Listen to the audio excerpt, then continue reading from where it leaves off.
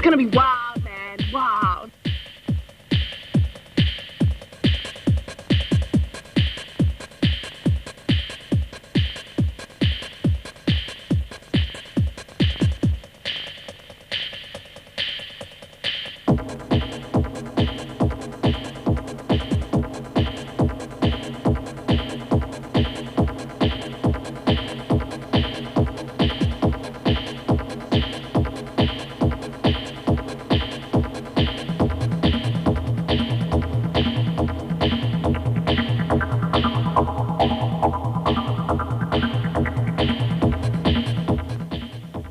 Integrity. Ah! Yeah. We're here. We are. Thank you. We Have are you here. heard of a hairbrush? WCYR. God, what's going on with that thing? That's exactly what Paul McDermott said on this week's. What was it? Arias Award? Yeah, Arias Awards. Who cares? This is WCYR and CTV1, seen on Channel 31. We did not even gain a nomination. Plug it, Justin. Take it away, man. Yeah, so I'd like to say two things. Thank you very much for watching us this year and all your support and voting for us. Hang on, am I talking ARIAs or am I talking Youth Popular Awards? What am I talking? I think we all know what you're talking Don't worry Justin. about it. The point is, we're here. We're here and we're feeling good. Hey, And I'm Lewis. That's all that matters. Yeah, that's right. Hey, thank you very much. Yeah, and I'm... moving right along anyway. Yeah. I'm Justin, man with the 1-inch... hairstyle. Justin. Yeah. Did you know that there's a new trend in mobile phones, man? You know how they've been trying to get them all like smaller and smaller and smaller? Oh, yes. I've got the latest, the model. All right. Yeah. I know where this is going. This is the latest All model. right. So Nokia. They've gone from going Wow. so ridiculously small, Very they nice. can't go any smaller. So they thought, stuff it, we'll go big. And I thought, hey, big suits me. Big suits you. In fact, it looks small. It looks Okay. The big man strikes back with the new Nokia Mind You know, I don't want attention Phone. or anything when I'm No. carrying this. You know, it's just part of the business. You know. Yes. I just need it so yes. people can stay in contact. Yes. Yeah. Yes. It's actually a computer as well. It's like a laptop and a calculator, mobile phone. Calculator, yeah. Diary, all the rest of it. I think that's fantastic. Good on ya. But let's get back to... I need a backpack to carry it though. That's all. You certainly do. You need an Ampac and some web. Anyway. Some web. You remember Spider-Man? Moving right along. Web. All right. Yeah, we Big have show. a massive... Big show. Big show. We have What a we got, massive show tonight. Starting off with Couch Pots with Edy, of course, who's up next. Yes, and Edy's going to be talking about Perfect Match, Sale of the Century, Wheel of Fortune, Man Oh Man, all the greats. Man. What a man, the big man. Edy will be up next, and then of course we have Odds and Bookends. Odds and Bookends. Don's going to be talking about fantasy. Fantasy? Hang on. Hey. This is the real world. We don't want to be talking about fictitious things. Am I right, Don? Damn. All right. Well, I just gave it away. But the point is, I'm doing it with Dave. Doing it with Dave. That's the point. That's the point that needs to be made. That is the point that needs to be made, and I think we're doing don't stress it enough. Guacamole. Doing it with Dave. We're doing guacamole. Michael with the sports show. Michael, of course, with the sports show. And of course, Erin with the film forum up much later. Yep. Yeah. No, I think he deserves a round of applause because I mean he's a good man and he's been coming for so long. And well, the week that was. Yeah. Russ. The week that was. That's right. And Russ is talking about the getting rid of the female pageant, female of the year award, that's interesting, whatever isn't it is. I find Miss Australia. I find that quite disturbing, really. Very disturbing. But we'll find out more about that later. I think it's a sad indictment on the female species that a man took it out last year. I mean, you know. A man? Can you believe this? I reckon. I reckon. Is there likely. anything that we can't do? I don't know. Well, apparently we don't have as much capacity for language as those people with male genitalia, as men do. So, yeah. Women. Good stuff. Good on you, girls. Alrighty. Yeah, they did that well. Yeah. We also have CD Beats with myself. I hate introducing myself, but yeah, we do. We have CD Beats with a very special guest. Sorry, very special guest. And I'm going to keep it a secret for now, but do stay tuned for CD Beats. Great segment. Quickly, we got Jay, we got Morris, we got Jackie, we got the crew. Emma, the crew. The crew is back to give you some quality tracks of WCYR. Yeah, that's it. Look at them, smile, look at them shine. Morris there with his chopper hair stuff. We've got Morris, aka Sideshow Bob. Quick look at Samo. Samo there, Mr. Cameraman. Camera number 4. Beauty. Alright, well this, once again, is WCY, Wisdom Chambers Youth Review, and you're seeing it on Channel 31, or CTV1, and I suppose we should really send it over to Edy over there with Couch Spots. So, yeah, why not, huh?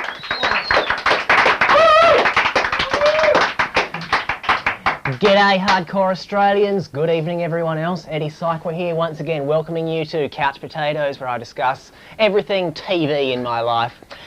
Look, people have been asking me over the last week, why do I devote so much of my life to television? Why do I involve everything about television? Why do I come in here every week and talk about television? Why do I base my entire involvement around the TV schedules when all I do when I talk about television is badmouth it? Well, the answer is simple. TV had me hooked when I was too young and too stupid to know better. It had there was a time when I could sit there, I could watch it, and there it was. I could see my life's meaning, my life's purpose, my direction, my ambition, my purpose in life. But then, man, oh man, got axed. And since then, it's just been my purpose in life to reform television, to win it back, to improve it, and just to make the most of this addiction I have to it, because I just can't escape now. And of course, we have seen some progress, us former man-o-man wannabes, even though we haven't won it back. At least the women have lost their chance to do the equivalent with the very tragic but very, let's say, vindicating demise of the Miss Universe pageant that was announced last night in the papers today. It's such a shame to see it go. I mean, where else will we see women with such talent as being able to flash both their tits and their teeth at the same time? The women who show such wonderful abilities to be able to walk and smile at the same time. What are they going to be able to do with themselves? And Lawrence is very disturbed by the tragic demise of the Miss Australia pageant, because now who is going to represent Australia at the Miss Universe pageant? Well, I don't know. I don't have the answer. It's beyond my power. I'm just a TV addict who can't escape from the whatever it is I need to escape from. I don't know. It's been messing with my brain as well. But and then of course the tragedies just keep coming. With everyone's been talking about the demise of the Logies, which might be approaching next year. We might be totally reformed, might be scrapped altogether. What are we going to do with ourselves? Well, I think I have a solution to both problems. How about we combine the Logies and the Miss Australia pageant, so the winner of the Gold Logie can represent Australia at the Miss Universe pageant. Now, I'm sure we all want to have Kerry-Ann Kennelly or Lisa McCune or even Ray Martin representing us there. Surely they've got everything it takes to be able to win it, take the crown, do everything else. I don't know. What else? On the TV this week, of course, Seinfeld, the Black Label collection, whether it deserves to be called that is... Well, that's another segment. Let's not go into this now. But I noticed they show the wonderful Yada Yada episode, one of my favourite episodes of the show, and it struck me that at the start of the show it was definitely pronounced Yada Yada Yada, but by the end of the show it developed and it was definitely Yada Yada Yada. Is there deep meaning in that? I don't know. Maybe it's one of the deepest things ever to come out of Seinfeld. And of course there was Sale of the Century, their Nikki for a Night competition. Disappointing as usual. They just have a whole lot of wannabe Joe Baileys, and an idea, had great talent, great potential. But it looks as though that's where the former Miss Universe contenders have ended up. Nothing much more to say except, you know, the usual. I'll be back later on in the show with my tips on how to live cheaply. So from me, stay happy, stay healthy, and have a lovely what's-her-name.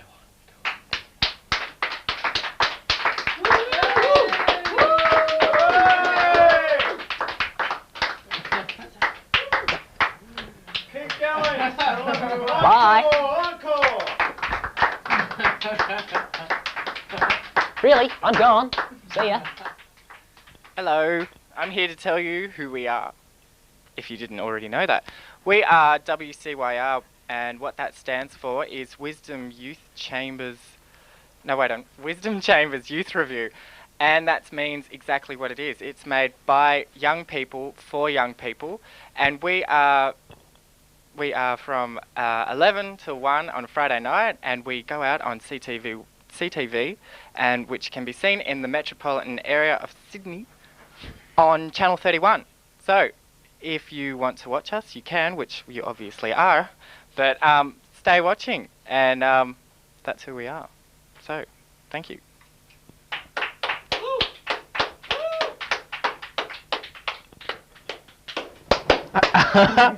Hi and welcome to Odds and Bookends. Hello.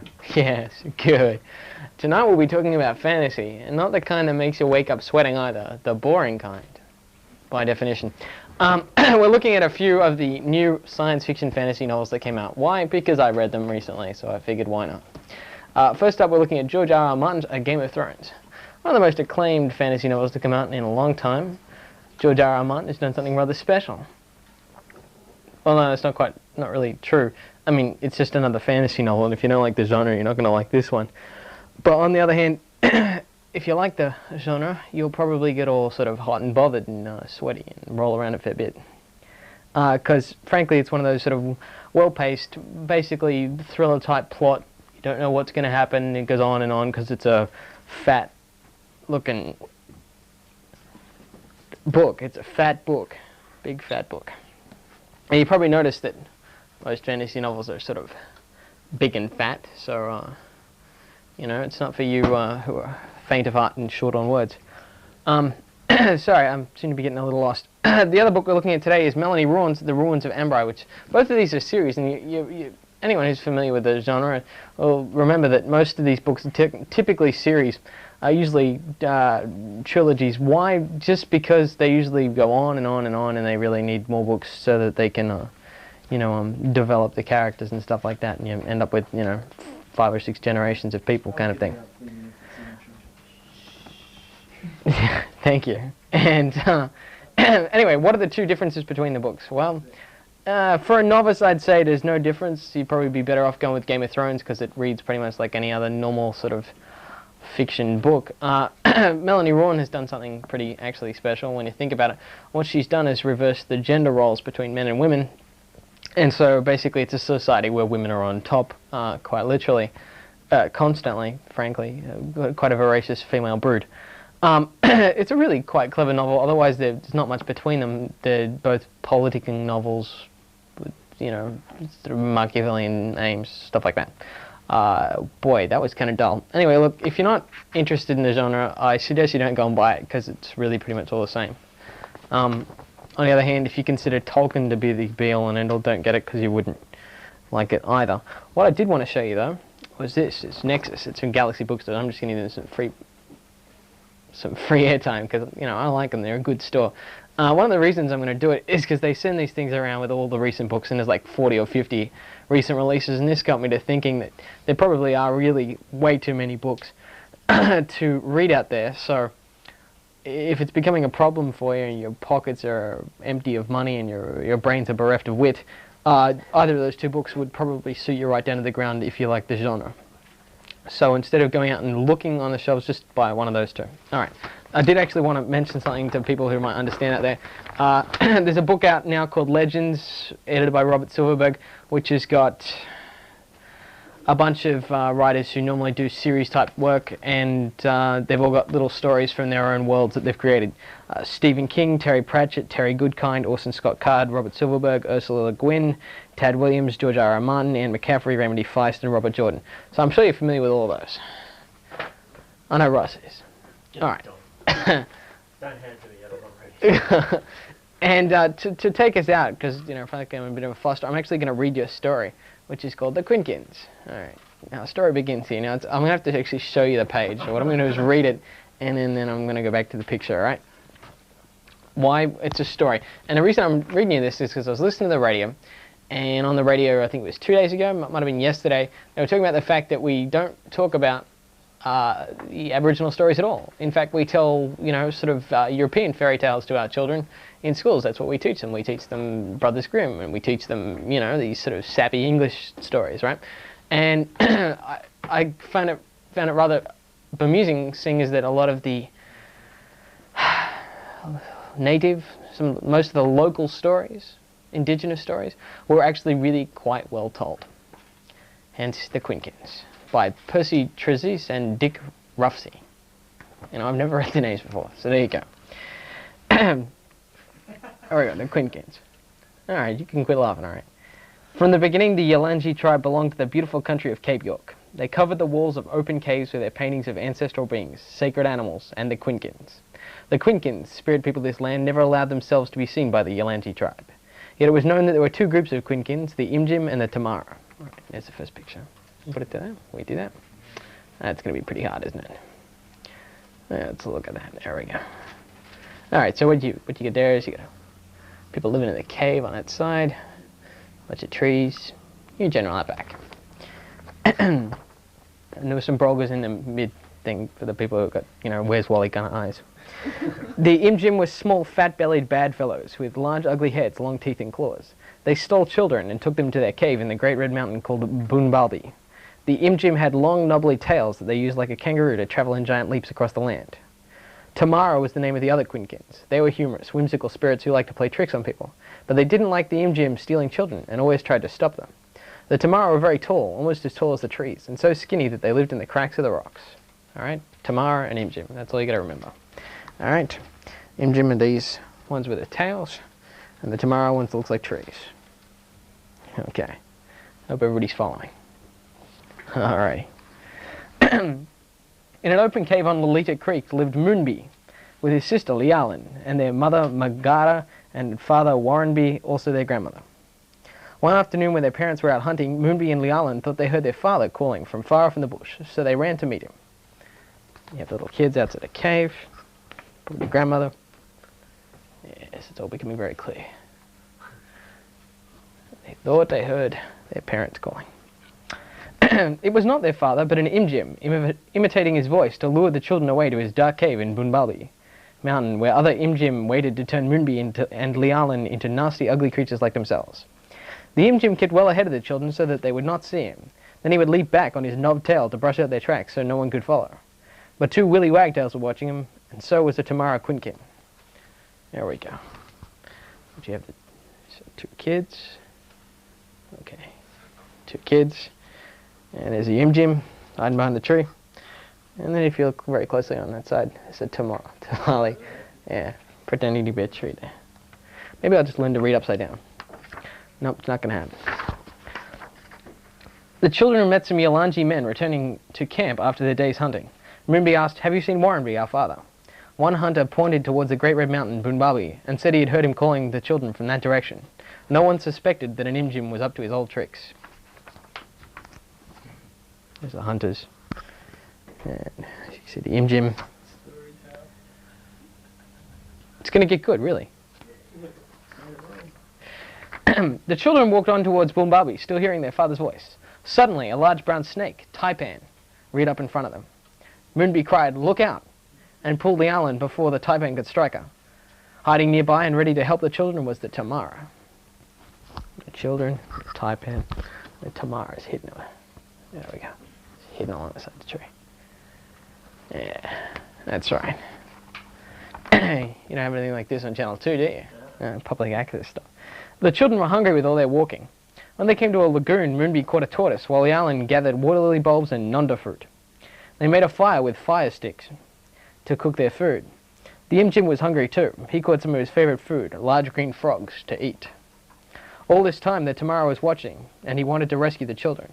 The Tamara stretched out his long, thin finger and poked the Imjim in the ribs, giving him such a fright that he leapt high away over the trees. There they are, catching turtles, stuff like that. He's eating the frogs, and there he is about to poke him.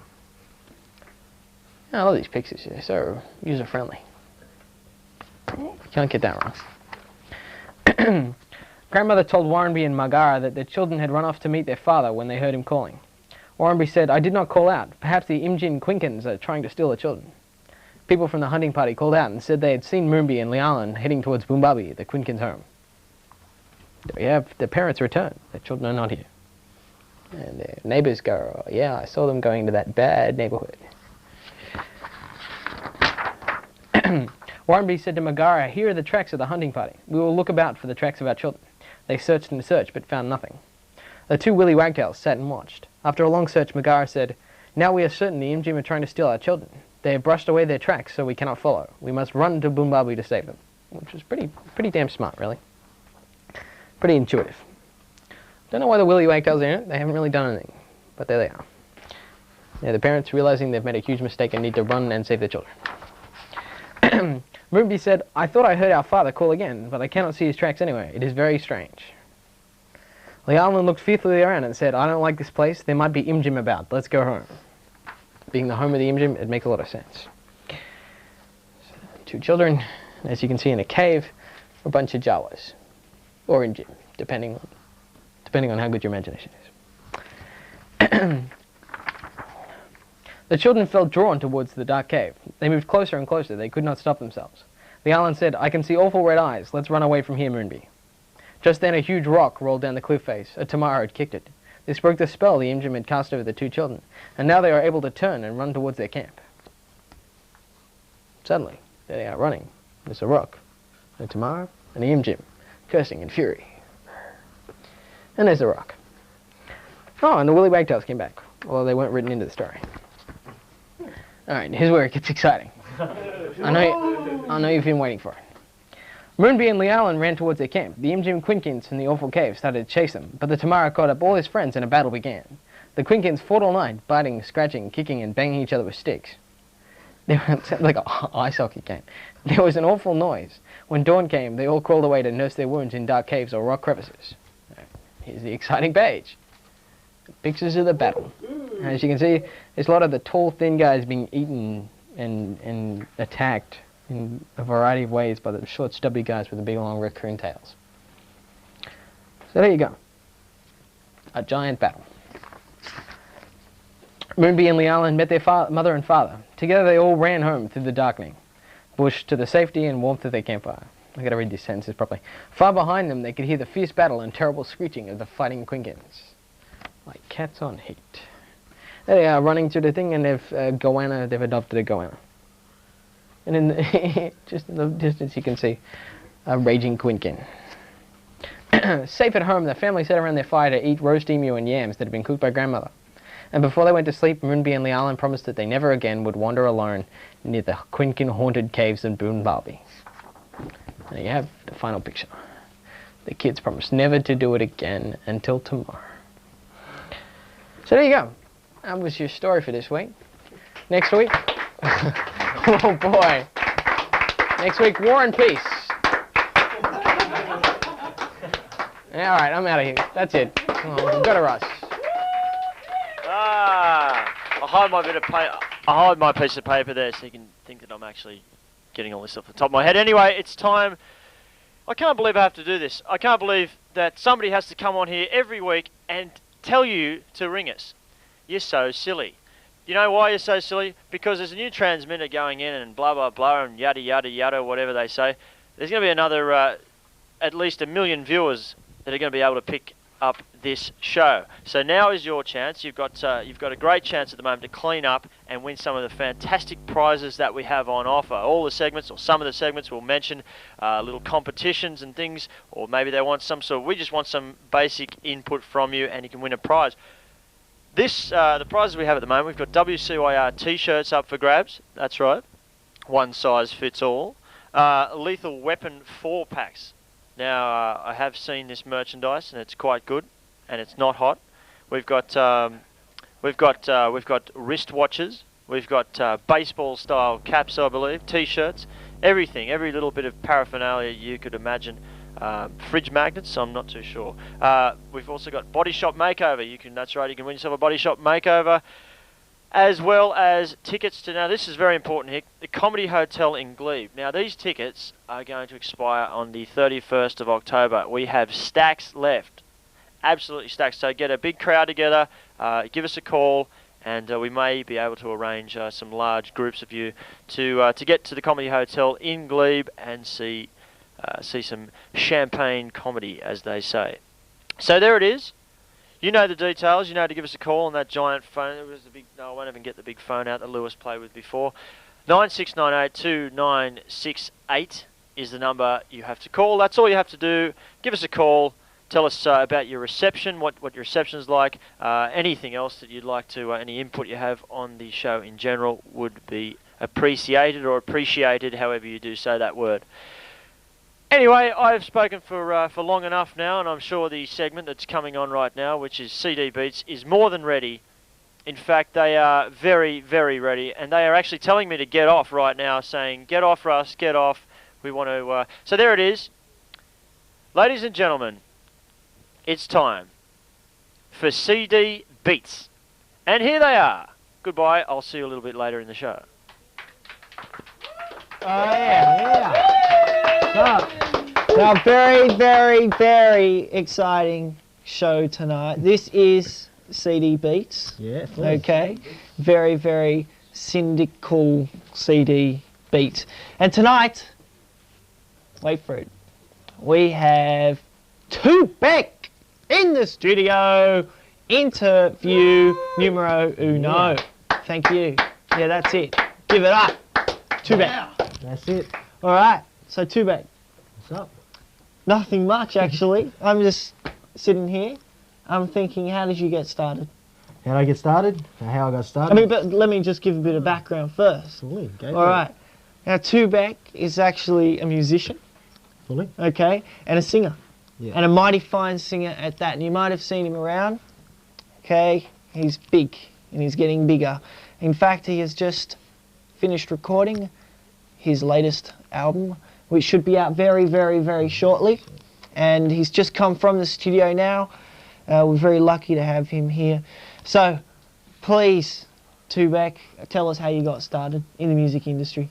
How I got started in the music industry? Well, it's a long story. Not really long, make it short, but I met him through a guy. No.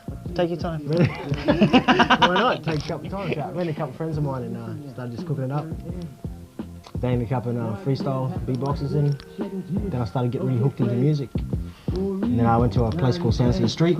Yeah. It's for youth, mainly for youth. So you got terminal backgrounds and stuff. It just hooks you up, helps you get your motivation if you want to do music or be a composer or whatever you want to do. And you hook it up. What brought you into music? And what brought me into music? Yeah. Probably just because I felt it was the best way to get my expressions out, how I felt. How you felt? Yeah, how I felt. How you express. How I expressed myself. I see. Well, expression is a very important thing. Expression, of course, if you can express yourself and if you can actually hear yourself, it's fantastic. Thus, I adjust my microphone accordingly. But you are expressing something to the community, to everyone.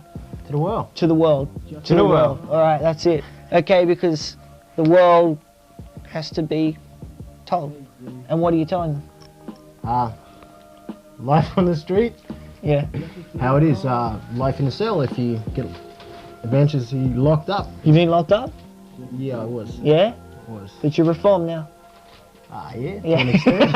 To an extent. To an Depends on which extent. way you want to take that. Yeah. It's all good. Yeah, to an extent. But fully, yeah, it's just whatever you want to do. Do you have any political sort of agenda that Yeah. you're sticking to? Yeah, I do. A lot of racism I'm against. In the Sure. capital R with the racism. It's pretty hard, you know. The word comes out a lot. A lot of people see it, even from your friends, your family, even from your next door neighbour might be racing up, you know, didn't like the colour of your skin or didn't like your hot dogs or something, or the way your hair is or the way you skate, you know, something like that. And I just find that very, it puts me down, plus a lot of my friends put us all down. So it's just hooking up and then start jamming about it. And then sometimes it makes people erupt inside or makes them really angry and some go out and do some violence or spray on a wall or, you know, go for skating, for instance, like myself. Yeah. Or make music. And with your inspiration that you have inside, the inspiration that you have inside, you can, with all the anger and stuff, you can bring out, make some mad tunes and hooks up. Well, that's fantastic. Fully. Fantastic. Is there anything specific apart from racism that you're looking at? Yeah, Australian government, I would like them just to pack it in a bit and like cheers up, give a bit of love to everyone instead of just themselves. What do you think about Yeah, that's it. Thank you. Yeah, thank you. What do you think about our Prime Minister? Yeah, okay. Prime Minister. He just opened an exhibition that's going to be sent out to the Asian countries of the world about how Australia is tolerant and there's no racism in Australia and all this kind of stuff. What do you think about that, huh? Well, that's a pretty good stunt. What I would call Stunt, it. yeah. Stunt is what I would call it. But best thing about it, I suppose, it's good. Bring the tourism, bring some more cash flow into Australia for the year 2000, which is going to go all. Yeah, but is cash going to give all the answers? No, I won't give all the answers, but it'll probably help with the proceeds of most people that are in. They haven't got enough for themselves. They need a bit of cash settlement or something, you know, just to help lift themselves. So you want a bit of cash, don't you? I don't really want the cash. Money's not everything to me, but. Well, actually, you've given me a very interesting biography here, and I got to say, we've had some big bands in here, and I asked them to write up a biography just so as I can know a little bit about them, and they give me a little scrap piece of paper with 2 lines on it, and I got to say, this is one fine biography, and I thank you very much, II Bec. But I'd like to read this particular part. My dreams. Do you mind if I read this? Go for it, man. Okay. To make it bigger in music so I can live large. I mean, that's very important, okay? To become a better filter skater. Everyone wants to be a skater. But this is the part that I like. To get a booming sponsor, and after that, to see my son again. Now, what's happening with you, son? Well, it just happened a little bit of private matter there, but Yeah. me and my ex sort of just went our separate ways when I was doing time in a nice little happy home Yeah. called bars, but Yeah. nah, we finished and she put a restriction order on me so I couldn't see my son. know. And I haven't seen him for a while. About 2 months ago I spent a weekend with him. and Great. Got back hooking up with him, so it's just hope to... Is your music going to head down that path? Yeah, to make me... Bit of reunification. Most definitely. Yeah. Fully capital, most definitely. Good move. Good move. Fully. Fantastic. Now you got how many tracks on the new album coming out? I got 15 tracks on the new album. 15. Yeah. And what are we listening to now? What we're listening to now is Rain at the moment. A piece that I've done with a good friend of mine, Chrissy Whitehill, and she's a pretty good lady. I met her accidentally while I was skating. I ran into her and fully, and it really hooked up. And then she goes, "What are you doing?" I said, "I was just singing raps to myself." She goes, "Oh, let's hear it." She goes, "I sing myself." So then we hooked it up like that, and wow, we got a little track happening, and that's what motivated me more Yeah. to doing what I've done. And then I started gigging WCYR, Yeah. my home base. Yeah. And WCYR. in the house. Community base in the Cheers. house. II Bec. With Yeah. me. Sorry. Little promo there. Yeah, fully. And Do you mind if we use that? go for it. Alright. Go for it. And I met her, and then she got me into this. I'm not a churchy person, like, you know, guys are like gnarly dude, but you know, hang with my own culture. But I was hanging with him, and I started doing gigs there. And then, of course, I ran down to the street, and then she came in and did a track with me because she knew that most of the people there. And all of a sudden, I heard it, and they brought a publisher person in. Yeah. Really enjoyed my music. Took it back to his bosses and so and so. And then a week later, got a call and they said, "We really like your stuff. We really like you to hook up with us." So who's the agent? The agent for me now is David Willow. Alright. He's the guy that I'm hooking up with. And where are you recording? Sony Studios. Oh, look at this. Sony Studios. Sony. Alright. Fully. II Bec is definitely going to be in the house, in a nice big house with a swimming pool, 2 cars, double garage, squash court, gym, spa, sauna, golf driving range, etc., etc. Is that it? Especially with a mix-up studio. Yeah. A skating park. Gotta have a skating park, you know. That's true. Yeah. That's true. Why not? Because you don't have much on the streets. No, there isn't anything on the Couple streets. axes, couple hospitals. Yeah, I mean you got your roads, and you've got your concrete, which Yep. can be quite a dangerous. It's gnarly combination. stuff, but people just don't really look towards you, and then seen a couple of friends get really hurt. So But it's all good. Yeah. Oh well, I hope they be careful. Yeah. Yeah, It's full- a very, very dangerous game. The old skating routine. seriously is. Very dangerous. Which actually, music can also be dangerous. And I think it was Oscar Wilde who said, it is greater. It is more dangerous to be in the mind than in the realms of music. Fully. I don't understand that. Maybe you can cast some light on it. okay, what he's trying to say, I reckon, in my words, is like, dig with the music, it takes you up, but never go against it in any way, because it can always take you down as well as it brings you up. Sweet. See, that's it. You know, Australian music, Australian culture, Australian lingo, local music, local issues. Fully. All right? Because we've got lots of American and British bands coming down here, giving us their tracks and their rapping and their issues, which really mean nothing to us. Fully. What we need is more people like II Bec, Yeah, fully. all right, that can give us some motivation to actually do something for our community. And music is a perfect medium for that, yeah? Fully, it is. It brings out what you need. It brings out inner strength. Inner strength. Inner strength. And it's enjoyable at the same time. You can enjoy it to the max, or you can enjoy it to the worst. It depends on how you want to take it. Yeah. And everything around you, the best thing about Sydney is that it can pick you up and take you off, but also pick you up and take you down. Yeah. Gotta keep strong, be happy, be black if you wish, or white. But, you know, Hey. it's all good. He's smiling, but We're all smiling here. WCYR. yeah, Yes. Yeah. Well, II Bec, I would like to thank you very much for Mhm. coming down. But I'd like to ask you one more question. Let's put one more point to you. Mhm. The new parallel import provisions that are coming Yeah. down. I mean, what do you think? I mean, does this really affect the Australian musician, or is the only thing that it's going to do actually make it easier for you and me, the consumer, to Yeah. purchase CDs? Well, yeah, it's going to make a lot easier for the consumer to purchase the CDs, which is going to be really happy. And fair enough, you got spare change, you might go buy a II Bec CD. Yeah, absolutely. New era. Yeah. On sale But, soon.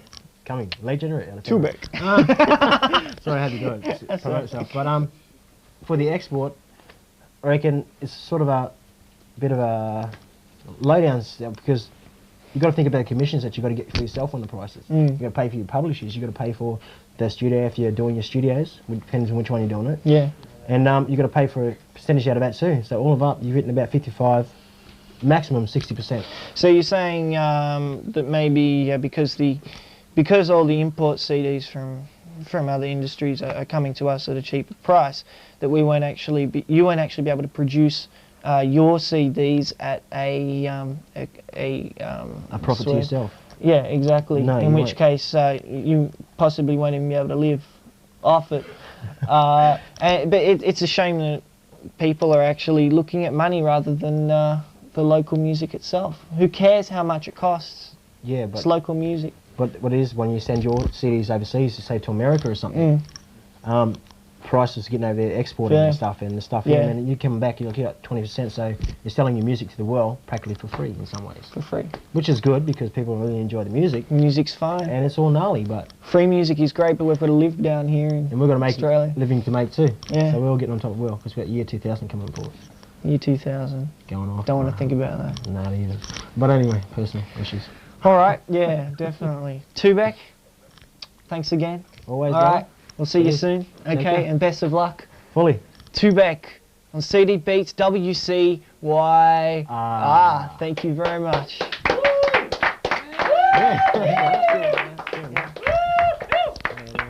Yeah. All right. Maiko, the message there. Oh, II Bec. I do beg your pardon, Maiko. II Bec.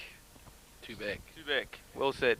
So the message there being, if you want to have your own squash court and musical recording studio at home, you too should get involved with CTV now while we can, because we make it ridiculously easy at this point to get involved. However, with the year 2000 coming up and with Maiko's success, we're going to be inundated. So call in now on 96982968. That's right, Eddie. And get involved and send in a video, because we can promo it on the show. Oh, that's my mobile ringing. Eddie. Oh, hello. Oh, hey, is this WCYR? Yes, it is. Hey, I just want to say that guy who was on at the start of the show was talking about TV. He's really funny. Does he have a fan club? Yeah, sort of. Of sorts, I guess you could say. So, yeah, it's a sports show on tonight. Yes, it is. Okay, and anything else coming up? Anything really exciting? Nah, nothing exciting. Is Eddie going to be on again? Afraid so. Is he going to be singing this week? Afraid so.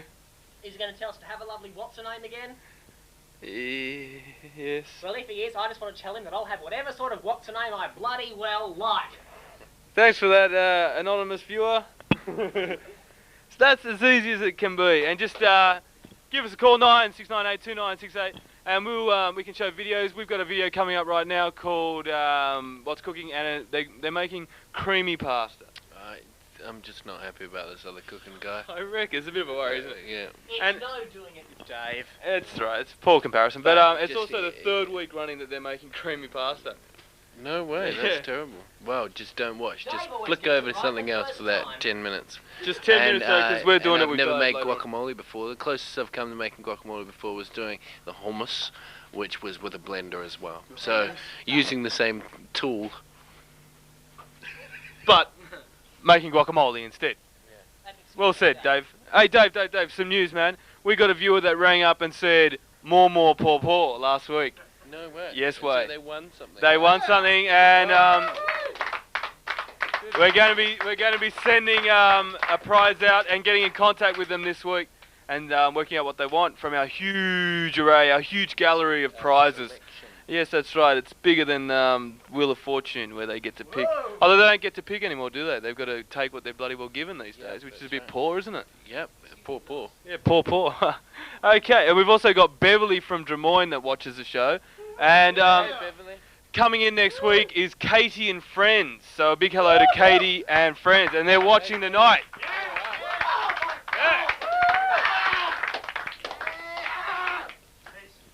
So alright, all you have to do is call me up on my my new mobile, my cellular, and yeah, do what you want to do. If you're a band, you know, or if you're a singer or whatever, come in and get your own squash court and recording studio.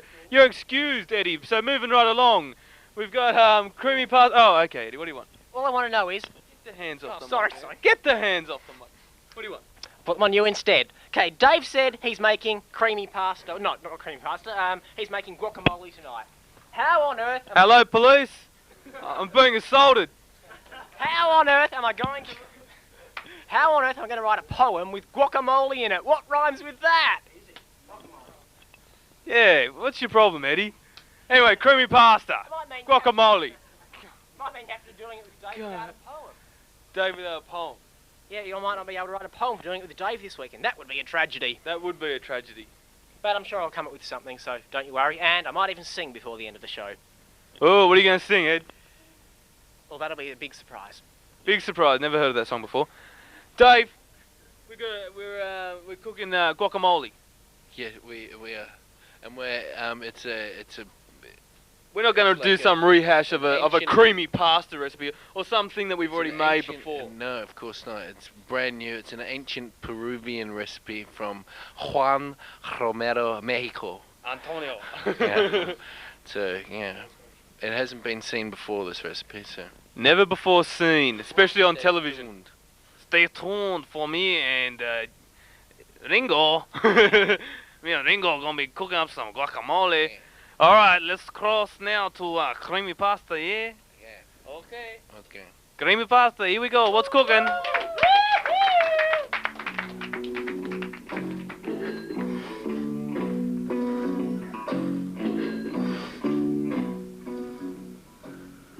G'day, welcome to Who's Hungry. Today we're going to be making a special creamy pasta, one of my own creations. What we've got is an egg tomato. You can use any one you want, any tomato. Got some shallots, a few button mushrooms, a bit of bacon that was left over from Sunday, and a red Spanish onion and a clove of garlic. I'm going to chop all this stuff up and come back to you in just a few seconds.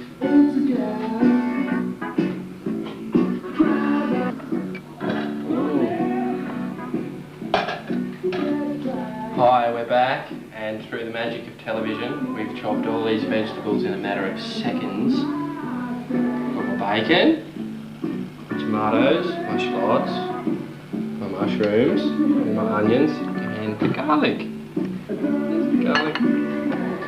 Now we're going to get all this in a pan and start frying it off, and we want to do it quickly because my pan's getting really hot. Okay, yep, the oil's pretty damn hot there. In goes the garlic. Throw the onions in before they garlic browns.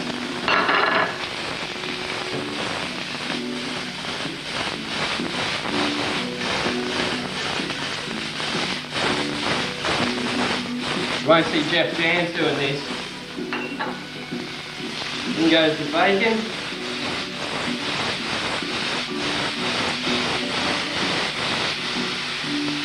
You see how the garlic's slightly brown, gives it a more flavour, brings it out. Turn the pan down. Up seriously high.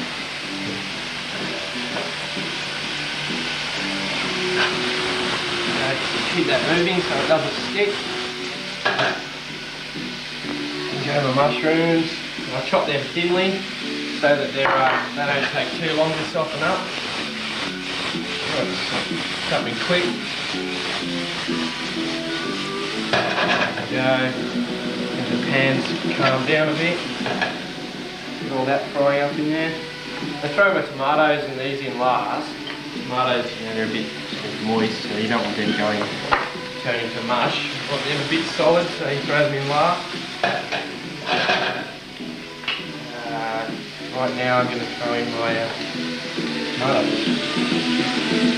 Just contradicted myself, they won't last, because she wants to last. I don't want to fry these for too long. Now I'm going to throw my cream in. Here it is. This is the vital part of your cooking. In it goes. Just so you've just covered it. Just almost covered it.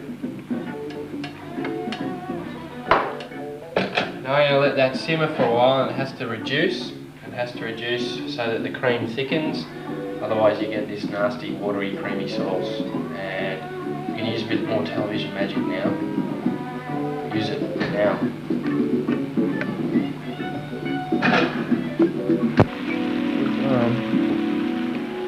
That's the cream reducing. You can see it's getting thicker, like that. Now I'm going to add a bit of sweet soy sauce. That's the sweet soy. If you don't have sweet soy, you can just put a bit of sugar in some soy sauce and voila. See how it's nice and thick. That'll give it a nice flavour. Bit of salt, bit of pepper.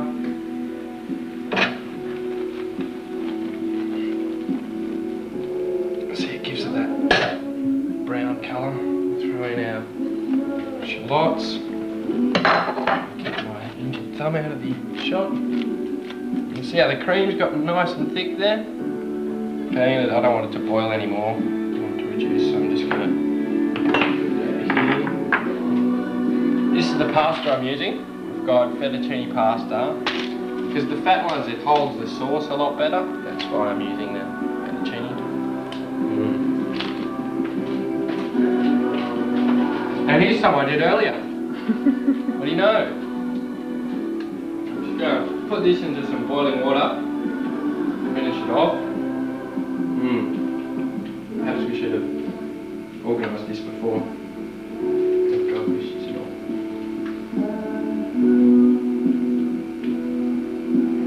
Maybe having some trouble here. Assistant. Right. There's my pasta in the hot water. Don't worry, Mum's going to clean up afterwards. In it goes. Back of the heat.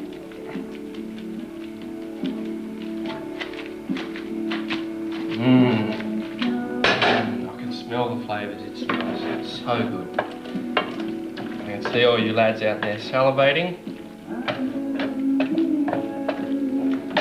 Lassies. Right, there it is. Now I would have put some basil in there myself, but our production manager was a bit too cheap and said $2 a bunch, no way.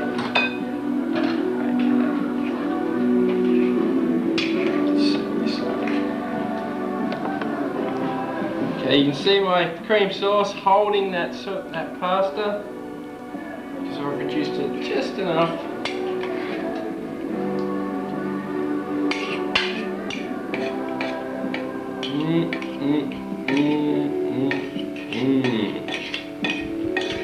Kind of just rolling along.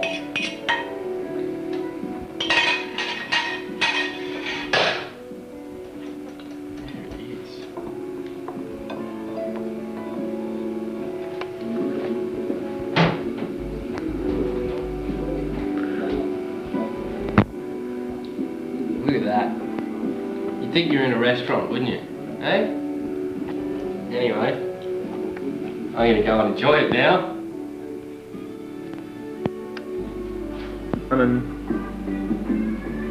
Hi, we're back. Got my fork. Got my French rosé. I've got my pasta. Who's hungry?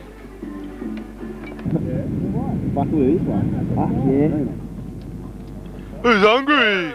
Who's hungry? Are you hungry? I'm hungry. Christina! I'm starving, mate. Starving! It's Christina. She just rang up last week and she's got came in tonight to watch the show. And how's it going, Christina? It's fantastic so far. I'm Finding it well? looking forward to the next half of the show. Yeah. Good to hear, good to hear. We've got heaps more for Christina, especially. We weren't going to do the show, and then Christina said, please, please, please. And I said, yeah, okay, what the hell. We got Phil Forum, we got The Week That Was. Russ and Erin. We got Doing It With Dave. We got Sports Show with Mick. And heaps more. Coming up, we've got a Cannonball promo, our little intro that we like to play. So we're going to go to that now. But we'll be back. Just stay tuned.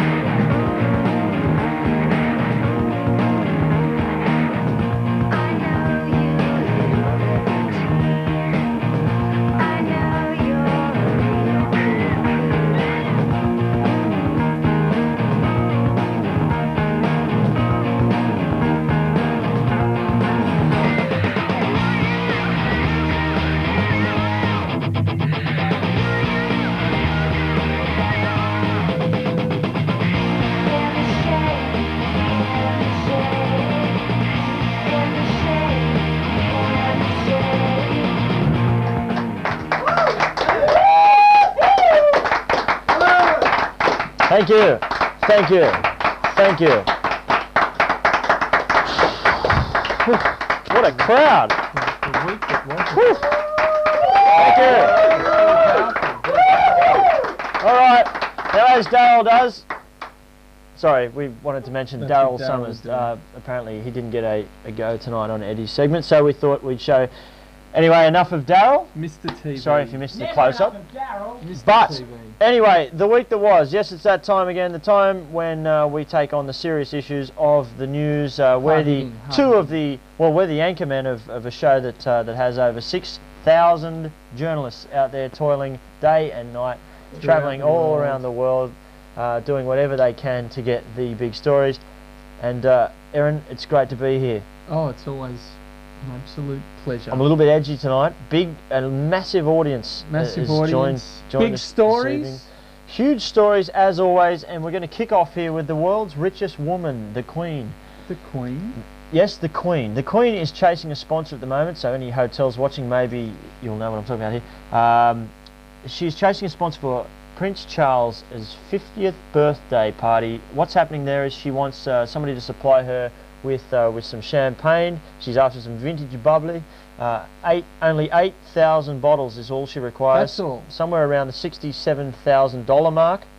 So I think that the Grosvenor or Grosvenor, is one of the frontline The Norfolk is one of disputing one of the with the Grosvenor, contenders, the apparently. cricketer's arms or cricketer's legs, Is whatever in there as is well. is also in there.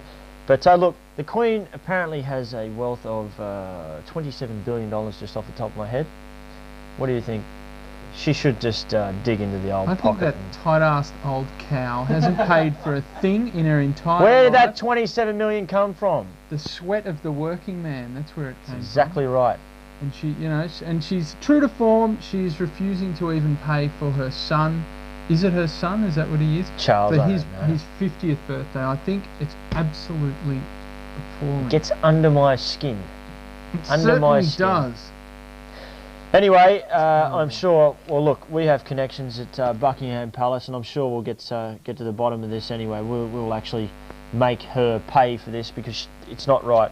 It's not. Maybe we'll ring our friend the parrot, Alan Jones. Maybe Jonesy will do not something happy. for it. Not Jones, happy he's about in the news tonight. We won't mention him now, but we'll A bit mention later in the show. we'll mention where you were on what was that, Thursday night? Tuesday? Tuesday night. Tuesday night, I was at the ARIA Awards. Thought it was Thursday. I was at the Thursday's ARIA last Awards, which were held at the Capitol Theatre. Fantastic How night. did you forget? You were there. I know, I was there. I was loving it, having a great time. Glad to report that Natalie Imbruglia won every single award. Best Every pop, award? Yep, best pop, best jazz. She was Was inducted she the only into one? the Hall of Fame. She was actually the only one in the audience. There was as well. one person in the audience. Oh no, there was 5. Her and her minders were in the audience. Was Gudinski there? Was she a Gudinski? Judinsky. I don't know if she's on Judinsky's label, but Judinsky alias Krusty the Clown. I don't It know. does look a bit like Krusty. But she won everything, inducted into the Hall of Fame. For her years of service for to her- music. She got best Her months new, of service. best new talent, best pop, best death metal act, Best everything, death metal act. everything. That's fantastic. Yeah, it was great. I didn't know It was she was great. so diverse. I saw her as this. She's a great songwriter. Right. She's singer-songwriter. Very powerful. Excellent mimer. Excellent mimer. Very good lip syncing there, making Marcel Marceau look all But it was good to see. second rate. Now you did mention something about.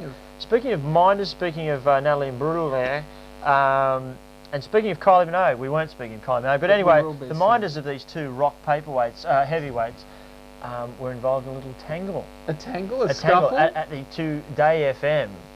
At the Today FM, Was ugly. they had Phil a O'Neill pre pre-aria, like they're so desperate for a party, they had a pre-aria party or some sort of crap where all the freeloaders turned up and and sucked on that Pissed in each champagne. other's Yeah, pockets. exactly. Oh, you know, I don't really care if I win, all that sort of crap. It's just good to be nominated. When deep down all they want to do is win every bloody thing and grace the cover of all those shitty magazines. But anyway, that's enough of our sarcasm. Now, where are we? We're over here. Hi. Yes, the Minders were involved in a little tiff. Apparently, they were supposed to get Kylie and Natalie Imbruglia were supposed to get together and do a photo shoot. Right. Imbruglia's people said, no, we're not going to do it. Minogue's people said, why not? We want to do it, blah, blah, blah. Why not? You can't do this if you said you can't do that. You know, what are you going to make me? Then it was on, push and shove. And anyway, what happened was a few reporters tried to click the cameras and Today FM minders then got involved and threw all the media out. So this big ruckus was caused Bit of over these controversy. two paperweights of Australian It's pretty rock and pop or whatever rock they are. and roll. Rock and roll. Good Aussie rock. Oh, and there was also some teenagers outside who were roughed up. It says a group of utes here, an obvious reference to a very funny film starring Joe Pesci. Joe Pesci or Pesci. Apparently they were fans of Human Nature, and they were asking the bouncers where are Human Nature, and the bouncers apparently replied that they are inside and told them to piss off and get a life. And for once, I agree with the bouncers. Thank you very much. Let's move on. That's enough of the arias. Well, speaking of pop heavyweights, this week's edition of Spice Watch. This week, the week that was, I has landed on Posh Spice, Victoria Adams, who is now about 11 months pregnant, and she said that the responsive crowd there. Do they realise how long a pregnancy? No. We'll explain to you later. She said that the bulge. Wake up! The bulge was bad delivery. The bulge in her stomach is now acting as a fashion statement. She says, I can push it out, I can make it look really big, or I can hold it in. And I think that's absolutely fascinating. And I think that's a good reason for all the young underage girls to get themselves pregnant. Get pregnant? Thank you very much. Russ will help you with that after the show. A fantastic story, yes.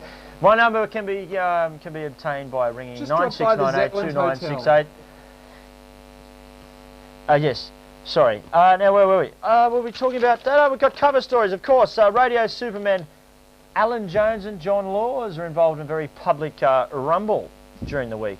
Now what's happened is John Laws has accused Alan Jones of a slanted and very biased outlook during the campaign, during the latest election campaign that I missed because I was overseas doing a story. In Bombay. That's right.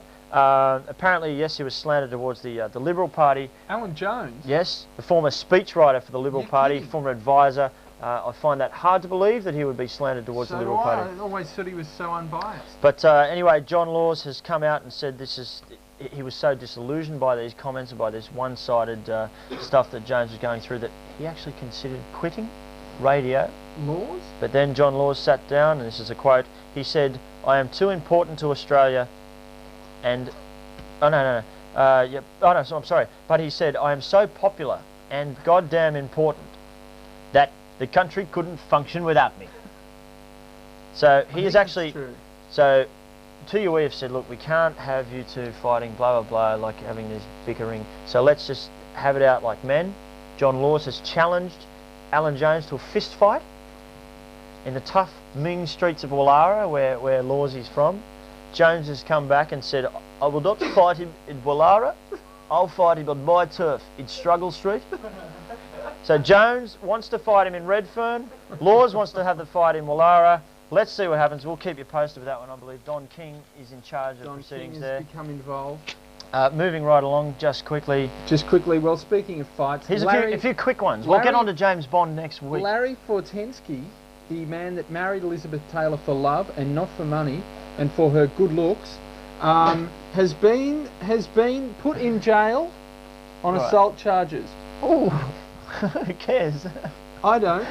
But the kids out there had to know that any man with a greying mullet... There's Leon. Oh. Sorry. I haven't seen him for a while. How are you? Sorry, I'm sorry about that. Go on. Well, he's in jail. The mullet, what are you talking about, his mullet?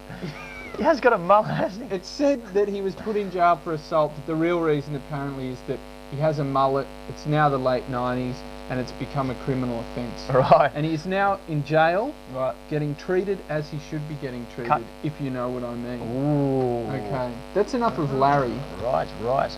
Biting the tontines, as they say. David Hasselhoff has been in town.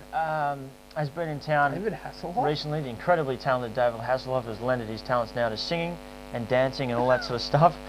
He's actually saying that there's a chance that Baywatch may be permanently based in Australia.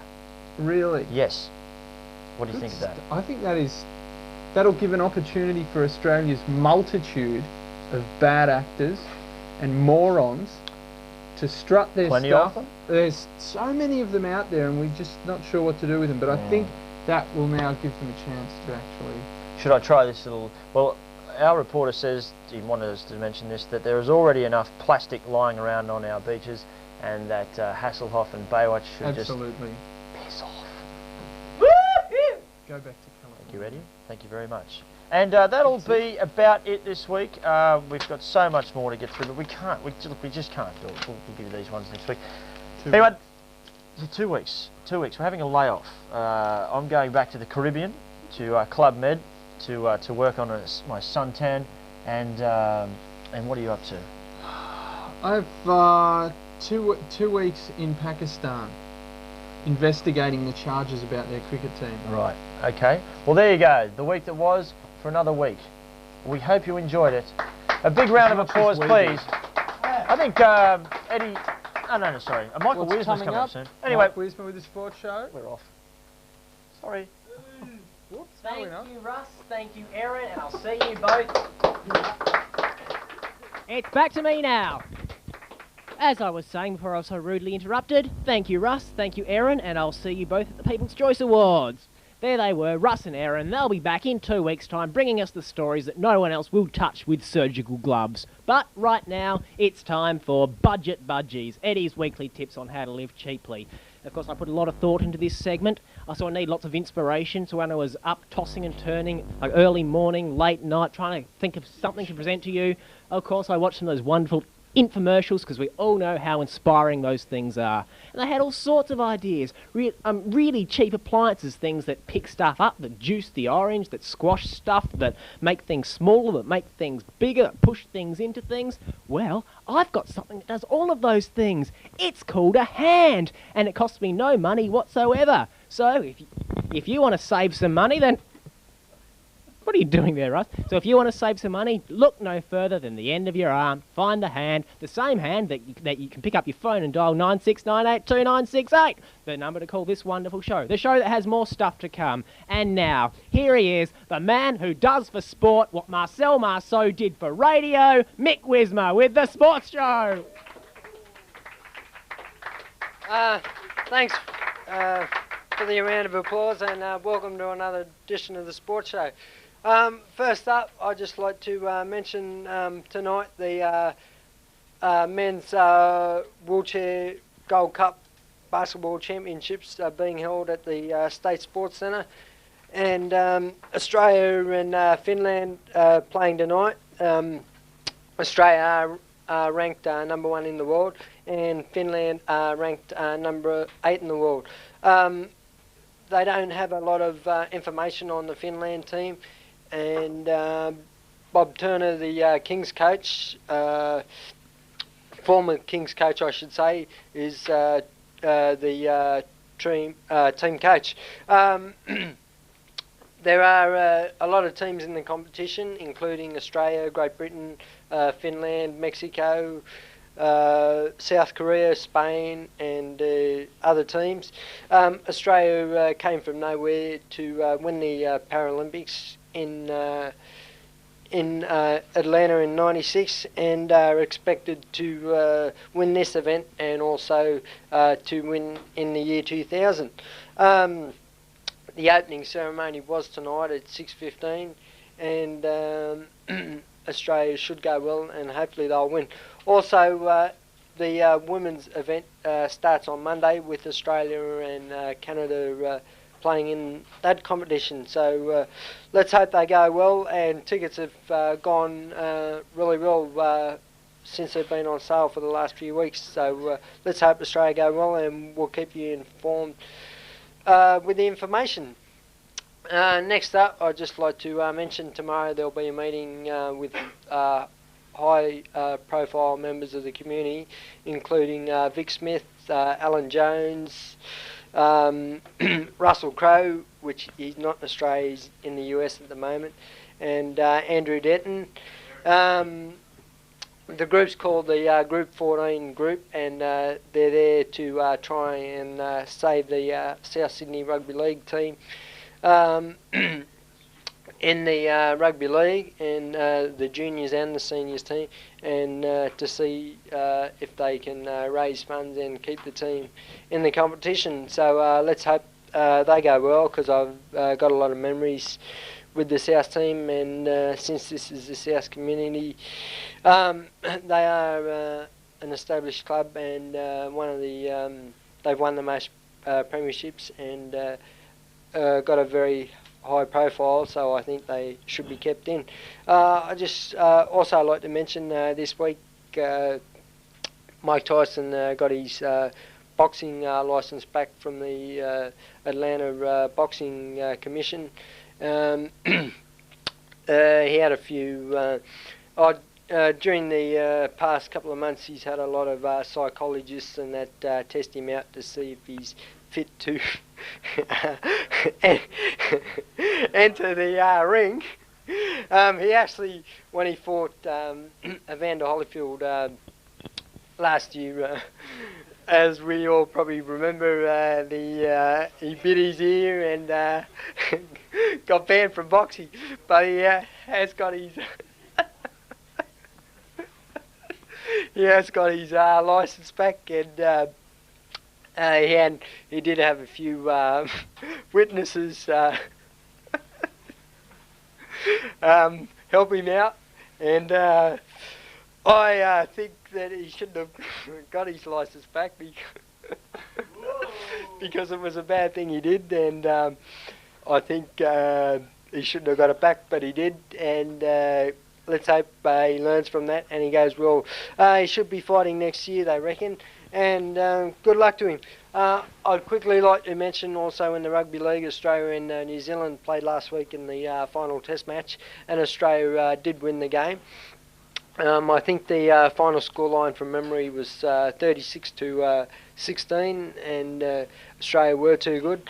And good luck to the Kiwis, and I wish them all the best. And let's hope Australia can keep on winning, which they should. And that's all for this week's edition of the Sports Show. But hopefully in the next couple of weeks, we'll try and get a few interviews and stuff together and go out with a bang instead of a whimper for the end of the year, and we shall see you next week. So enjoy the week and see you next week. Yeah, Mum. Yep. Oh, look, Mum. Look, I know it's a tragedy. Well, you know what this means now. Well, Mum, you can't go in Miss Australia. Yeah, that's true. Yeah. Yeah, well, neither can I. Well, you knew I wasn't going to win. Oh. All right. Okay. Well, look, Mum, I have to do sponsorship details, okay? All right? Okay? Bye. Love you. Yep, okay. I will. All right, bye. Okay. Sorry about that. Anyway, I'm here, as you heard. I'm just talking to my mum. Sorry, she's just a little bit psycho at the moment. Sponsorship details. Yes. WCYR is proudly supported by the following businesses: Family Planning Association of New South Wales, the Pilgrim Post Group, Broadway Shopping Centre, Makeup Glamour, because we all look glamorous tonight, that's why Makeup Glamour was here. Webbed Multimedia Productions, The Body Shop, the Comedy Hotel Glebe, Reverse Garbage Co-op, Metropolitan Hardware, who supplies with these fantastic sets, Marrickville Building Recycling, who also supplies with the sets as well, and Infinity Car Sound, the best sound in your car for all sorts of cars. Phone 1800 22 68 61 for your nearest dealer, Infinity Car Sound. And last but definitely not least, U Design, an innovative new company, family owned with directors as young as 19 years. U Design caters for schools, clubs and sporting teams.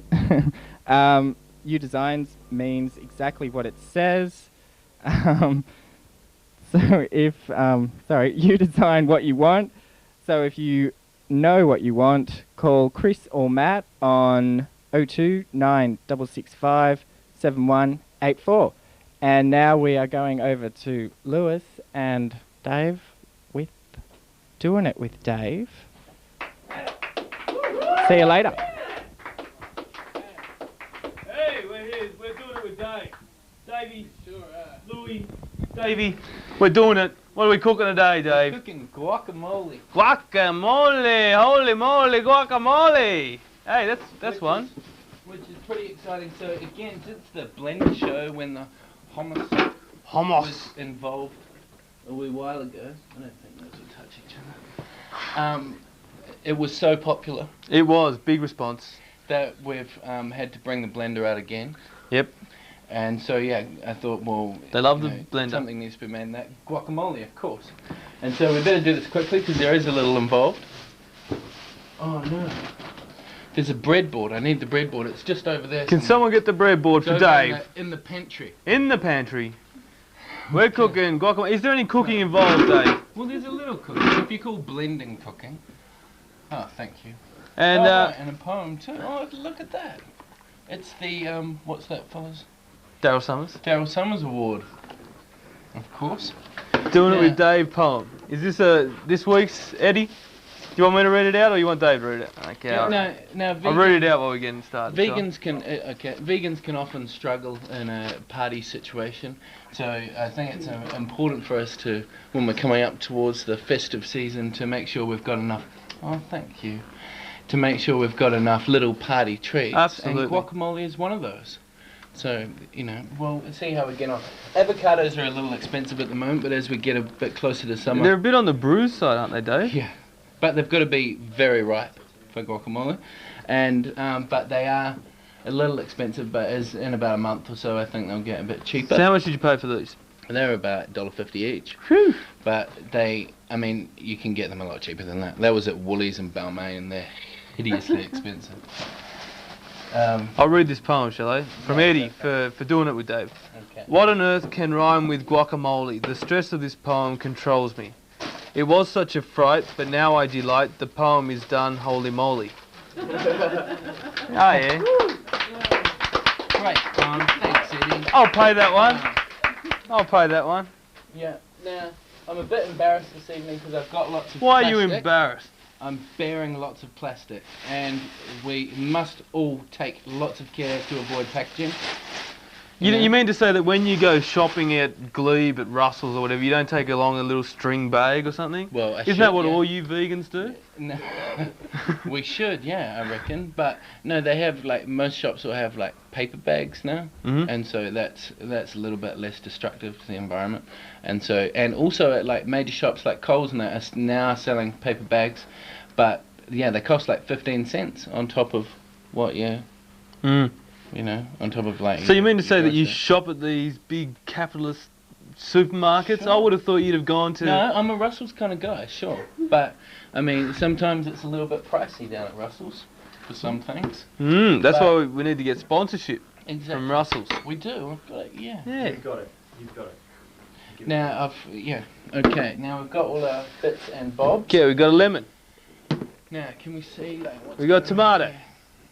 We got a little pepper and salt. In the pantry, sorry Jay, in the pantry there's Organisation Plus here at CTV1. Bread knife. Doing It With Dave. Oh, thanks, Leon. Look, cheers for that. Cheers, Leon. So what are all these little black bits in the salt? That's cockroach shit, isn't it? Yeah. It's keep the salt from going hard, I think. Yeah, sure, Dave. Oh no, that's rice you put in it. Maybe it's wild rice. Oh, maybe. Oh, what have I got that up for? That was my boss I was reading. Very good book. Celestine Prophecy, yeah, I've read that. Yeah, you have. Yeah. Very interesting. I was embarrassed to find out that it's actually just all fiction. It's all just made up. Not necessarily. Well, no one can Might be fiction, but doesn't mean there's not some truth in it. Yeah, truth, but they can't back it up and say, oh yeah, there is actually a manuscript in Peru and it's... So what sort of chopping are you doing there, Dave? I'm doing your classic... Your classic... classic chop? Yeah, your classic... Well, there's all these different stories you can do with onions, right? Cutting onions. Yeah. And the only thing I say is just don't lean right over it. That's all you have to do. It's not lean over it and you won't get runny eyes. All the cutting it underwater, washing it, doing whatever does not help. You just... Now, yeah, this is your traditional 3 each way cut. Oh, the old 3 each way cut. Yes, no, well, it taught me that at TAFE when I was doing my chef's degree. Oh, yeah, this is the 3 each way cut. 3 each way never fails you. I always had trouble with it, though. I wouldn't have the finesse that you have with it. Yeah. I had to repeat that course, actually, the 3 each way course. Oh, yeah? Yeah, another 6 months. But hey, we can't all be vegan. We can't. 3 each way masters. Exactly. And what you'll find also if you're chopping is good to have your little fingers like that. Right. So you don't cut them That's a handy tip. Not something that you see on that other stupid show with the creamy pasta. They don't tell you things like that, do they? They don't tell you interesting little tips. Now, so what I've got here is just your onions and your tomatoes. Give that a bit of a... Now, see, I'm a bit worried about that cord because I just fashioned that before, but it seems to be okay. Look at that. We've got a little bit of beginning going on there because we don't want to mush up our avocado too much, you see? So then you take your avocado. And what sort of cut is that, Dave? That's just your traditional round the avocado. And how are we going to remove the pip? This is what I find interesting. Oh, look at that. That's, yeah. You know, like... I think a round of applause is... Thank you. Look, what, such a clean cut. Can we just, look at that, get a close up. Oh, fantastic, Dave. Yeah. Money just can't buy things like that. No, that's the thing. So yeah, that's what I've been doing is just watching some cooks cook, and picked up a few. Gabriel like Gatte. But yeah, it's Mexican night tonight, and that's what I'm kind of. Mexico. We're south of the border, and I was. Looking a bit rubbishy there, the way you get this avocado out, Dave. Oh, you've got to be aggressive. Do you? Yeah. I didn't think it was in the nature of you vegans to be aggressive. No, you've got to teach that avocado a lesson. You got to assert yourself over the avocado, is that right? Yeah. Yeah. Teach it who's boss. And you can see the way it's following my lead. You know, it's not about to play around with you.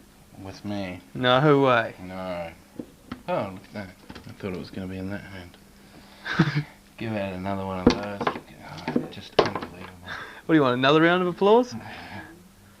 Okay, so your stand. This is like not a recipe that is like. This is not conventional, is that what you're trying to say? Not conventional, no, because what we're going to How does it differ from your conventional guacamole, Dave? What'd you forget, mate? Well, I'm putting in sun-dried tomatoes, which is as well as absolutely optional, but like there's just a treat for you fellas. Since how much would they cost you, Dave? Well, I stole these from work. But naughty. And where do you work, Dave? At a cafe over in Glebe, Newtown, in Balmain. Leichhardt, Balmain, almost. And they don't mind if I just take a couple of sun-dried tomatoes. Oh, yeah, sure. They're not that expensive. If you get them, you can get semi-dried, and they're just like, you can like dip those in oil or soak them in oil afterwards. I don't think they're as expensive. You don't have to buy them in a big jar. So these are fully dried, are they? These are fully dried and then soaked. And what does this sort of recipe cost you to make, Dave? Well, depending on like what's in season or whatever. But depends if you can steal from work also, doesn't it? Exactly. But I reckon, I don't know, you'd be looking at about... well, see, the thing is, I got a bit silly and when I got a tip from someone throwing some salsa. Isn't that cheating? It is cheating a little, but it's actually, I mean, if you've got products available to you, this is the 90s, you know, if you've got something available to you, use it to make it. And that's fair enough, is it? I think that's fair enough, yeah. As long as it hasn't got... You've got to watch out for things like preservatives and that, but this says no preservatives. And you believe them? Yeah. No artificial flavours, no preservatives. Fat-free. So I'm going with Tostitos. Is okay. We should get a sponsorship from them as well. Yeah. Now, important, the lemon. It's like up to you how much lemon juice you use. Some people use lots, some people don't. So how many sun-dried tomatoes we got there? There's about maybe 50 grams of sun-dried tomatoes. 50 grams. Not a lot of them. 2 avocados, what's that? 3 tomatoes, 1 onion, and a partridge in a pear tree. Yep. So this isn't really guacamole, it's a bit too tomatoey for guacamole. Dave Marley. But that's because avocados are so pricey. So just like fill it out with something else and they'll be just as tasty. And you could put in anything. I don't know, what else could you put in? Bit of garlic, bit more onion. Yeah, garlic would be good. Bit like you could put in capsicum, like green and red capsicum.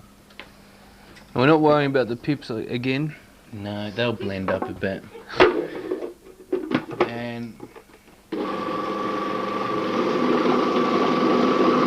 so yeah, I don't know how they do it in actual Mexico, you know. I don't know what the traditional recipe is, but you get it. What the traditional recipe is for like guacamole, but it's... You've wet it. Sorry. Have we got a cloth. Okay.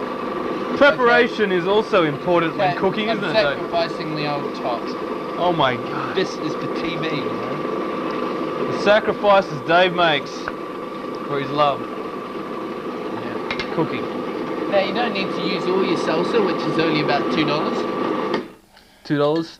Putting the grand total up to an estimated what? It's probably, well, because I bought so much kind of expensive stuff here, I reckon it would be about $8. $8. And that would feed how many people, you reckon?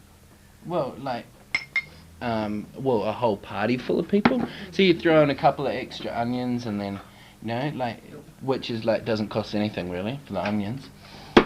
And you've got enough to feed hundreds, literally hundreds of people. Hundreds. Hundreds. In the Mexico army. Now, you can go all out with your guacamole, but then don't like let yourself down with your corn chips. And so I've gone to the expense. I've gone to the expense of getting the organic corn chips, which doesn't say anything on them. They'll rather put, don't say that out loud, say $2.50. Okay, $4.50 it is. $4.50. But you know, sometimes you gotta like $4.50. But yeah, you can get like. So we're up to what? $12 here now. This was from an expensive convenience store, so you know.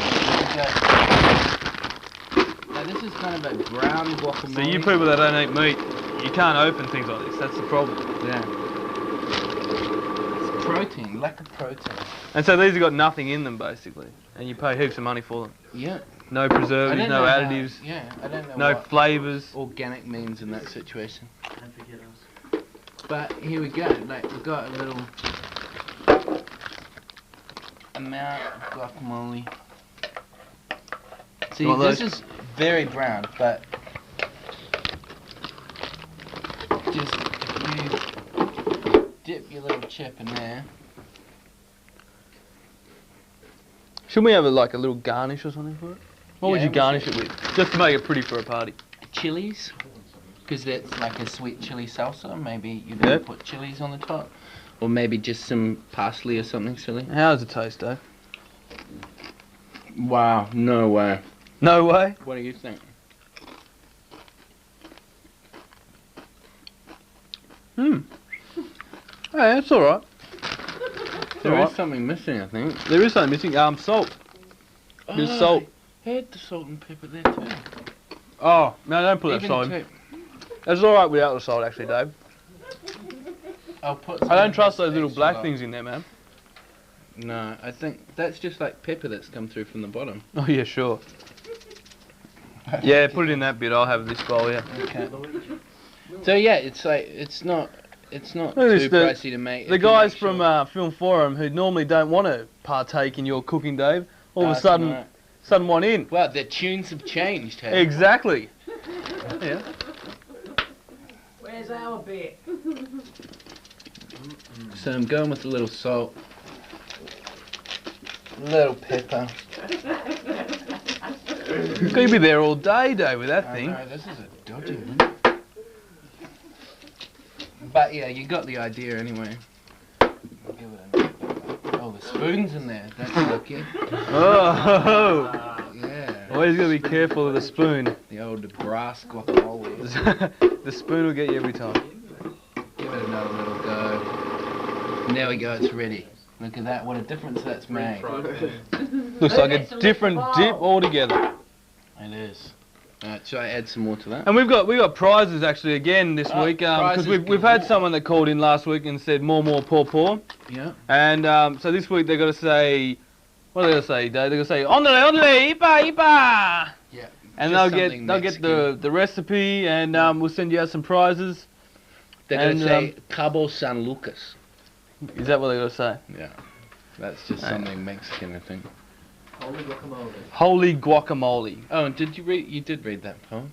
I did read the poem. I think we're done. I think we are. Okay. So we're going to go off and we're not going to share this with anybody. And it's Doing It With Dave for another week. Next week, what are we doing, Dave? We're doing tortillas. Tortilla. Yeah, I'm on a Mexican. Are we going to do like a taco after that, Why not? Hombre? Yeah. We'll have Yeah, everything. hombre. Quesadillas. Yeah? Right up till Christmas. We should cook a pudding or something at Christmas. Yeah, Do you vegans celebrate Christmas though? Yeah, kind of. Kind of.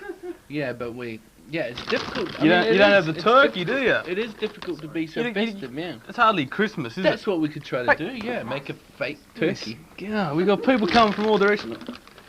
Just wait till the show's over, fellas. Gee. God, they gotta keep an eye on these leeches. So you're alright? Have you had a second chip? Yeah, I'll try it with the salt. There we go. It does need a lot of salt in it. But yeah, it's alright. You could A bit try too it, mate. tomatoey. Needs Yeah. lots more salt because of all the tomatoes. Right, yeah. And more avocado. Or maybe less tomato stuff. But yeah, it's pretty tasty. But you don't do it at home, fine tune it. That's Doing It With Dave for another week. Ondale, Ipa, Ipa! Or Bring in Holy Guacamole. Yeah, and you get like a prize to the Comedy Hotel or Body one shop. of the other many prizes that there are. Or our t-shirt Oh, that none of us t-shirts happens to be as well, sporting yeah. tonight. Yeah. But yeah. Well, we'll have to. Yeah. Okay. Well, Okay, over to the lads. Feel for them. Hey man, how you going? Sorry, that's a poor Mexican there. Anyway, I'm here to tell you about the old-fashioned ball, which is happening next Thursday. Thursday being the 29th of October. It's happening in the Showbiz Room at the South Sydney Leagues Club at 265 Chalmers Street, Redfern. Now, for just $25 or 15 concessions, you can see entertainment such as the Denny Hruby Trio. I hope I've got that right there. With singers, dancers and musicians. The gorgeous Channel 31 presenter Veronica will be present.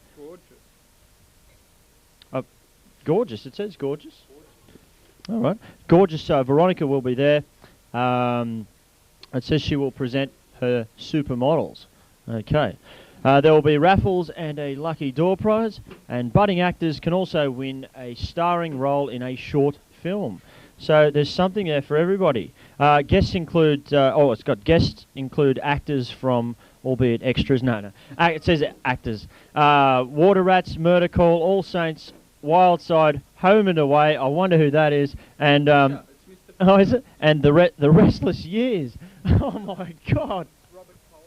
Also, Tony Danza will be there from, no, Tony Danza will not be in there, unfortunately, yes. Who's the boss? I'm sorry, we've just gone right off the, I hope she's there.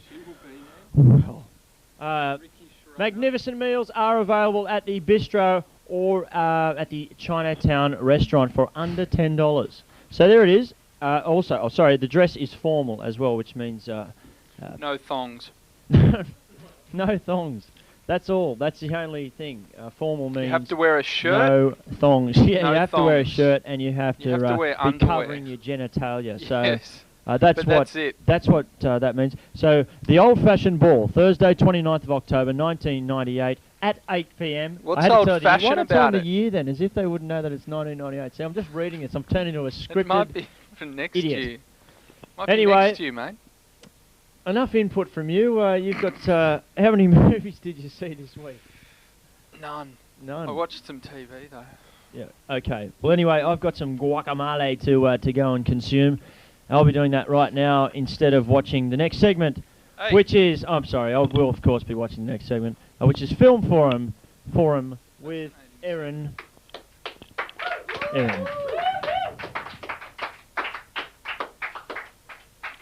Thank you very much, Russ, and welcome to Film Forum for another week. I actually have two films tonight. I saw two films this week. Two very good films, two interesting films. I'll start off with a movie that is playing in advanced screenings today and over the weekend. Don't eat it all, rat bags. It's in advanced screenings today and Saturday and Sunday and starts officially next week. It's a movie called Ants. It's a computer-generated cartoon from DreamWorks, which is Steven Spielberg's studio, and is the story of an ant played by Woody Allen, who is coming to terms with the fact that he's just one of 7 billion ants living in an ant colony, and his attempts to break out of the rigmarole of being a worker ant. For a start, I can't believe I'm talking about a cartoon, which is pretty embarrassing, but it is a very entertaining film. extremely well made. The computer animation is absolutely astounding. Toy Story, the movie from a couple of years ago, which kind of really started this computer animated movie craze, was incredible in itself. But in just a short time, it's amazing to see the advances that have been made in this technology, and the film looks terrific. And the bonus here is that it's not just a great looking film and a clever piece of technology, but a very entertaining story and a very clever and well written script as well. And this is actually one of the few films that you could legitimately say was appropriate for the whole family. The sort of film that kids would really like, and there's enough kind of knowing humour and adult sort of stuff to keep older people involved. So it's literally across the board entertaining for everyone. Fans of Woody Allen will not be disappointed, though you can't actually see him. His voice, mannerisms, characteristics are all perfectly conveyed through this animated character. So it works in some ways as a Woody Allen film as well, which is always a good thing. There's lots of other big names doing voices in the film. Sharon Stone is the romantic interest. Gene Hackman plays the main villain. Christopher Walken is his offsider. Jennifer Lopez is Woody Allen's kind of sidekick. And probably stealing the show, believe it or not, is Sylvester Stallone, who provides the... I'm not kidding, Sylvester Stallone is in there, providing the voice for Woody Allen's mate, who is a soldier ant, and he's great, very funny. Probably Sly's best performance since Rhinestone, his best film, and one of my personal favourites as well. But Sly's terrific in this, very entertaining film, and one that, you should see, because I said so. And out of $12.50, I'm going to give Ants $10 because I think that's what it deserves. Great for the kids, fantastic. Go and see it. You don't need any more reason than that. Another film I saw this week, another great movie, is Out of Sight, which I think it started last week, so it's been on for a week. Apparently it's made a lot of money in America, is doing quite well here, and justifiably so. This is an absolutely brilliant film, the most enjoyable, most entertaining film that I've seen for a long time. What's the matter? Am I ambidextrous or something? Do I have to use two mics? This isn't working. I mean, I've been sitting here, crapping on. Mate, my contract is up for review, and if anything like this happens again, I'm going to... Is there another community channel with girls on it? Is there, that provides free Coke and stuff like real TV stars get? Like Ray Martin does in the ads of A Current Affair, shooting up in the bathroom at Channel 9. But what was I talking about? I was talking about Ray Martin. No, I was talking about Out of Sight. I forgot what I was saying about it, but I think I was saying that it was great because it is. It's a terrific movie directed by Steven Soderbergh, who made Sex, Lies and Videotape, a terrific film which started the craze for independent cinema in America.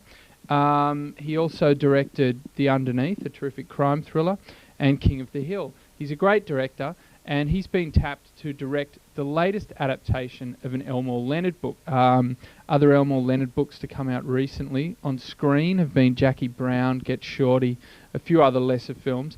But Out of Sight is a terrific adaptation and a great movie. It stars George Clooney, of course the star of ER and the star of Batman and Robin, or one of those crummy Batman films, and Jennifer Lopez, who was in Blood and Wine and U-Turn with Sean Penn. It's a great thriller about a kind of charming bank robber, played of course by George, who breaks out of jail and on the way out kidnaps Jennifer Lopez, who's a US Marshal. They get involved and then she has to track him down. It sounds like nonsense, but the script is so fantastic, the acting is so terrific, and the direction is so tight and funky and interesting that the movie is just an absolute winner from beginning to end. Complete enjoyment, great vibes. If you are in the mood for something that's going to make you feel good, then this is definitely the movie. I loved it from beginning to end. There's a few tiny, incy little gaps in credibility, which doesn't matter, but I'm just saying that to let you know that's the reason why I'm not giving this movie $12.50. I'm giving it $12, but it is extremely entertaining and is really a lot of fun. It's showing everywhere, so don't miss out. It's great stuff. That's all I have time for this week, but I'll be back in 2 weeks with another Bobby Dazzler of a show, a really exciting one. I'll probably have one film to talk about, maybe two. I've got 2 weeks, so hopefully I'll see 2 films. But yeah, I'll be back in 2 weeks, so hopefully you'll tune in, and I'll see you then, and I'll throw to the boys on the couch. Thank you, Erin. Well, we've come to the end of the show. And Dave, Guacamole went down a treat. We've got none left. They've even stolen the blender. They were that hungry, and they loved it so much. I'm in a little bit of trouble for making too much noise eating chips and stuff. Mmm. I mean, those were the ups and downs of the show. They were indeed. What about Edy's poem, eh? Yeah, great poem. Great poem. Well done, Edy. He found 3 things that rhyme with guacamole. Not really. No, he didn't. And orange. When we're saying that, yeah. was that already been said? Orange. You can get a prize if you can find something to rhyme with orange. Yeah. And it can't be syringe. Oh. Yeah, so we've got more stuff coming up, haven't we, Dave? Next week. We sure have. Next week. We've got lots of new people coming in. We've got lots of new people here into the studio tonight. Yeah, we've got guests and galore. Oh, thanks to II Bec. II Bec for coming in, yeah. And that was huge. That was huge. That's a coup. It is. For CTV1. It is to indeed. Get someone of such calibre. Oh, I don't know about that. We've got lots of people of large calibres. Yeah. Yeah, we have. So, Dave, yeah. Okay, what are we doing next week, man? Next week, it's going to be a riveting, intriguing, groundbreaking, cutting-edge, yeah, interesting show. Oh, good. So that'll be one to make sure you put in your diary.